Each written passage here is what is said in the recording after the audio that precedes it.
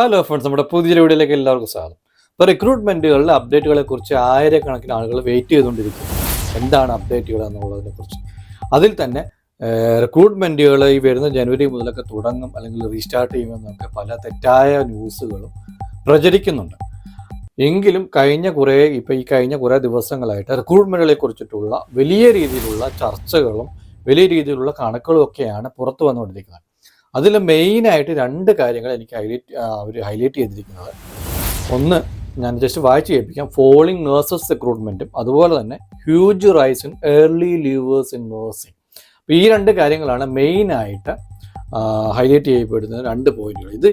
ഈ രണ്ട് കാര്യങ്ങൾ വലിയ രീതിയിൽ പേഷ്യൻസിൻ്റെ സേഫ്റ്റിയെ ബാധിക്കുന്നതായിട്ടാണ് ചൂണ്ടിക്കാണിക്കപ്പെട്ടിട്ടുള്ളത്. അതേസമയം UK സ്വദേശികളായ നഴ്സുമാരെ പരിശീലിപ്പിച്ച് ട്രെയിനിങ് കൊടുത്ത് റിക്രൂട്ട് ചെയ്യുവാനുള്ള നമ്മുടെ NHSൻ്റെയും ലേബർ ഗവൺമെൻറ്റിൻ്റെയും പദ്ധതികൾ ഫലം കാണുന്നില്ല എന്നുള്ള വാർത്തകളും ചൂണ്ടിക്കാണിക്കപ്പെടുന്നുണ്ട്.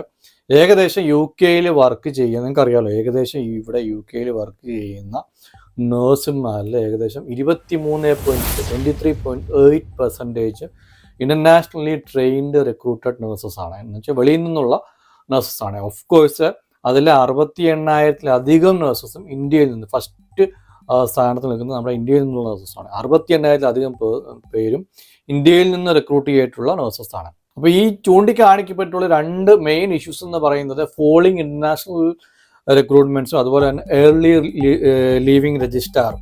അതുപോലെ ഇപ്പോഴത്തെ മെയിൻ റിട്ടൻഷൻ അല്ലെങ്കിൽ റിക്രൂട്ട്മെൻറ്റ് റിട്ടൻഷൻ ഇഷ്യൂസ് അവർ മെയിനായിട്ട് ചൂണ്ടിക്കാണിക്കും. ഇപ്പോൾ ഇൻ്റർനാഷണലി വരുന്ന നേഴ്സുമാരിൽ ഇവിടെയൊക്കെ വന്നിട്ട് ഇൻ്റർനാഷണലി അവർ റിക്രൂട്ട് ചെയ്ത് ഇവിടേക്ക് കൊണ്ടുവന്നിട്ട് 3 വർഷം പോലും തികയ്ക്കാതെ ഇവിടെ നിന്ന് ഈ നഴ്സുമാരെ പല രാജ്യങ്ങളും, ഓഫ് കോഴ്സ് മെയിനായിട്ട് ഓസ്ട്രേലിയ, ന്യൂസിലൻഡ്, കാനഡ എന്നീ രാജ്യങ്ങളിലേക്ക് മൈഗ്രേറ്റ് ചെയ്ത് പോകുന്ന കണക്കുകൾ വലിയ രീതിയിൽ കഴിഞ്ഞ കുറേ വർഷങ്ങളിൽ വലിയ രീതിയിൽ അത് കൂടിയിട്ടുണ്ടെന്നാണ് ചൂണ്ടിക്കാണിക്കപ്പെടുന്നത്. അങ്ങനെയുള്ള കണക്കുകളാണ് കഴിഞ്ഞ ദിവസങ്ങളിൽ പുറത്തു വന്നിരിക്കുന്നത്. ഈ കണക്കുകൾ പുറത്തു വരുമ്പോൾ നമുക്കറിയാം, ലേബർ ഗവൺമെൻറ് പൊതുവെ നാഷണൽ റിക്രൂട്ട്മെൻറ്റുകളോട് പൊതുവെ താല്പര്യക്കുറവുള്ള ഒരു ഗവൺമെൻറ്റാണ് നമ്മുടെ ഇപ്പോഴത്തെ labour government.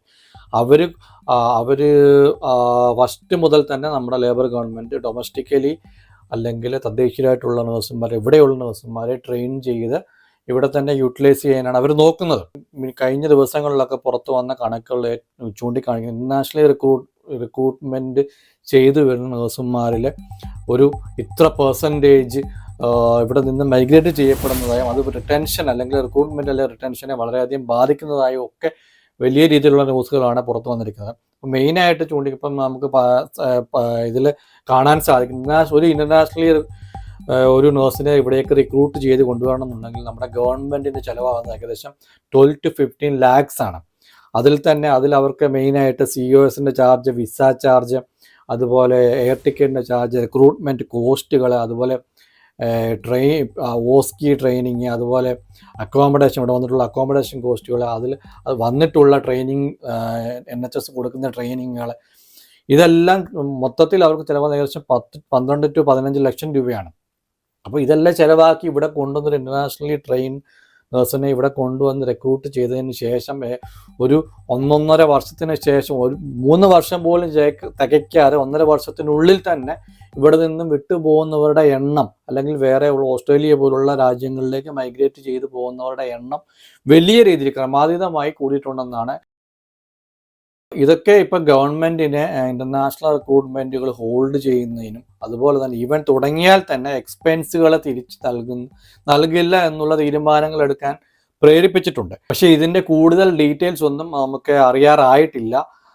May be international recruitment തുടങ്ങിയാൽ തന്നെ എന്തൊക്കെ മാറ്റങ്ങൾ അതിൽ വരുമെന്നൊക്കെ നമുക്ക് അറിയേണ്ടിയിരിക്കുന്നു. അപ്പോൾ UK ജസ്റ്റ് ഒരു പാത്വേ മാത്രമായി യൂസ് ആയിട്ടാണ് പൊതുവെ ഒരു ധാരണ ഉടലെടുത്തിരിക്കുന്നത്.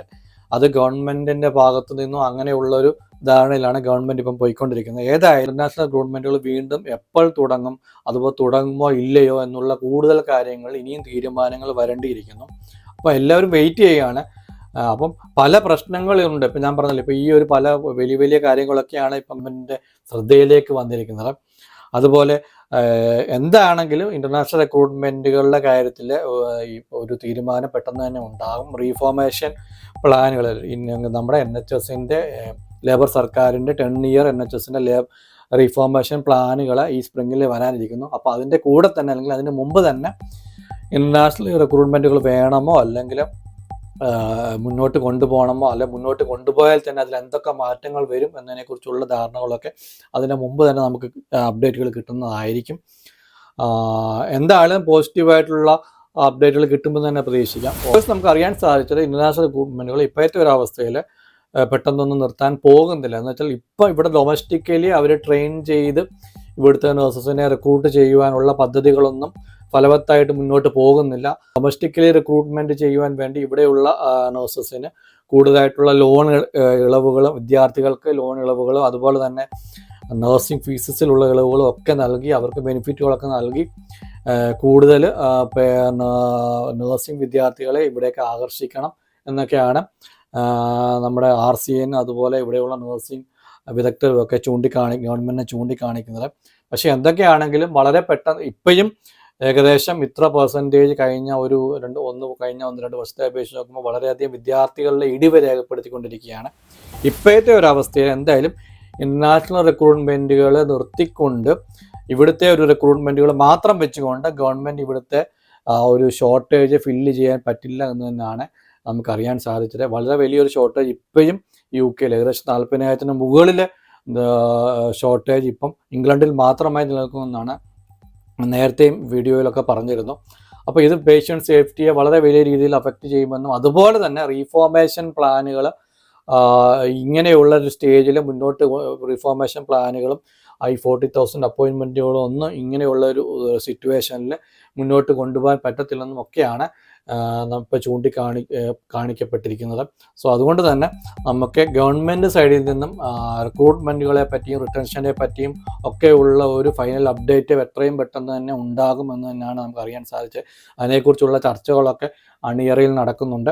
സോ അതിൻ്റെ അപ്ഡേറ്റുകൾ വരുന്നതനുസരിച്ച് ഹിൻറ്റുകൾ ക്ലൂകളൊക്കെ വരുന്നതനുസരിച്ച് ഞാൻ നിങ്ങളിലേക്ക് അപ്ഡേറ്റ് ചെയ്യാം. നമ്മുടെ ചാനൽ കാണുന്നതനുസരിച്ച് അപ്ഡേറ്റുകൾ കിട്ടാൻ വേണ്ടി നമ്മുടെ നോട്ടിഫിക്കേഷൻ കിട്ടാൻ വേണ്ടി ചാനൽ ദയവായി ഒരു സബ്സ്ക്രൈബ് ചെയ്യുക. ഈ ഒരു വീഡിയോ വളരെ ഇമ്പോർട്ടൻ്റ് ആയിട്ടുള്ള വീഡിയോ ആണ്. ബാക്കിയുള്ള എല്ലാവരിലേക്കും നിങ്ങൾ ഷെയർ ചെയ്യുക. ചാനൽ സബ്സ്ക്രൈബ് ചെയ്യുക. സോ നെക്സ്റ്റ് വീഡിയോ കാണുന്നവരെ ബൈ.